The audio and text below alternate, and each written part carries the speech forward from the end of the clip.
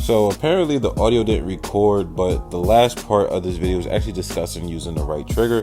And as you see right here, you want to use the right trigger, because if you just try to use both triggers, L2 and R2, or just L2 by itself, you won't be able to get through screens as quickly as possible.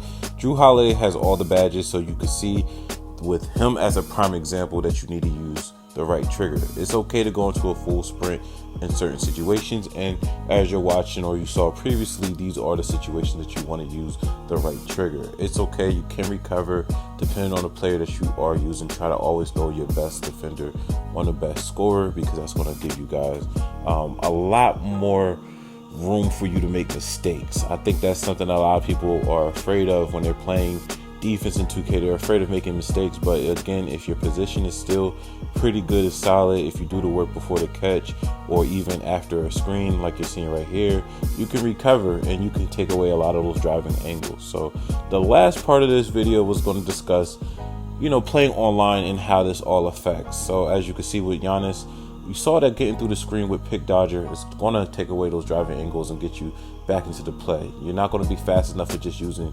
L2 or R2. So make sure you use R2 or the turbo button in pick and roll situations to get over or under. But the last part I was going to talk about was just online, playing it online. And if it applies online, it actually applies online. All of this applies online. This is my first game ever. This wasn't something like I was searching all day for somebody so I could get footage. Nah, I just literally booted up, played out online, and I got this matchup. And you can see everything I told you guys is working. Yeah, he still scores, but we saw that I'm able to stop the drive, and that's what we really want to do.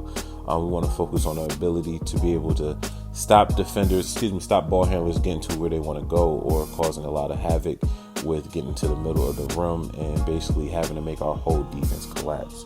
So that's always the goal. You always want to be a good enough defender where you don't need as much help. Even when it comes to locking up superstars, you have to, again, try to do your best to take away their strength, and also pay attention to how your opponent is scoring.